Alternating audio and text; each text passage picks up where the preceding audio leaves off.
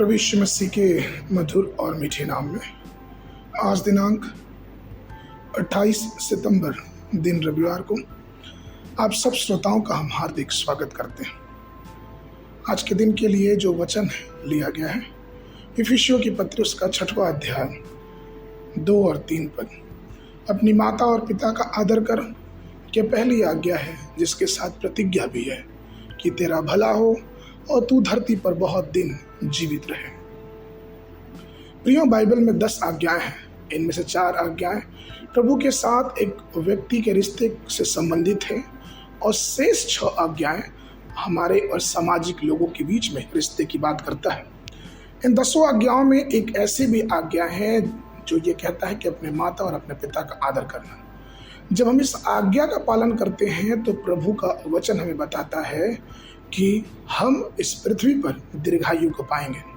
हम सभी के एक संसारिक पिता हैं और हम सभी के, अगर हम प्रभु को मानने वाले हैं, तो आध्यात्मिक पिता है। परमेश्वर के सेवक हमारे लिए एक पिता के समान होते हैं क्योंकि वो हमारा ध्यान रखते हैं। हमें उनकी सलाहों को ध्यान से सुनना चाहिए। एलीशा का आध्यात्मिक पिता एलिया था। तीमुथियुस का आध्यात्मिक पिता प्रेरित पौलुस था। और इसलिए पहला तीमुथियुस की पत्री उसके पहले अध्याय के 2 पद में पौलुस इस बात को कहते हैं कि विश्वास में सच्चे पुत्र तीमुथियुस के नाम।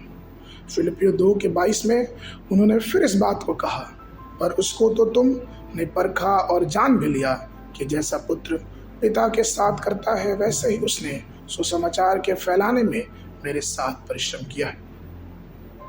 प्रियो, चाहे वो संसारिक पिता हो या आध्यात्मिक पिता हो, हमारा कार्य है कि हमें उनका आदर करना चाहिए। ये परमेश्वर हमें सलाह देते हैं। नीति वचन उसके 4 अध्याय के 10 पद में स्वर्गीय पिता कहते हैं कि हे मेरे पुत्र, सुन और मेरे वचन ग्रहण कर, जब तू बहुत वर्ष जीवित रहेगा। प्रियो, दीर्घायु और समृद्ध जीवन जीने का एकमात्र तरीका यह है कि हम इस धरती पर अपने माता पिता का और स्वर्गीय परमेश्वर पिता का धन्यवाद और उसके वचन के अनुसार चलते रहें। हम अनगिनत आशीषों को पाएंगे। वचन जो कि सत्य है, वचन पे विश्वास करें और उसके अनुसार अपने जीवन को बिताएं। आप देखेंगे कि परमेश्वर का अनंत जीवन हमारे जीवनों में किस प्रकार से प्रवेश करता है।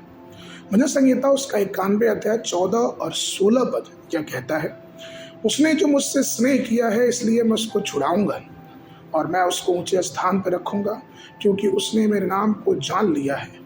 मैं उसको दीर्घायु से तृप्त करूंगा और अपने किए हुए उद्धार का दर्शन दिखाऊंगा। परमेश्वर प्रिय लोगों, बाइबल में दिए हुए सिद्धांत का पालन करें। शारीरिक संसारिक आशीषों के साथ साथ एक आत्मिक आशीष और एक अनंत जीवन का आनंद लें। आगे के मनन के लिए नीति वचन की पुस्तक उसका 9 अध्याय 11 पद। मेरे द्वारा तो तेरी आयु बढ़ेगी और तेरे जीवन के वर्ष अधिक होंगे।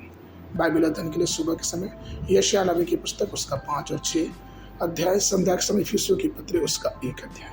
परमेश्वर आप सबको आशीष दे।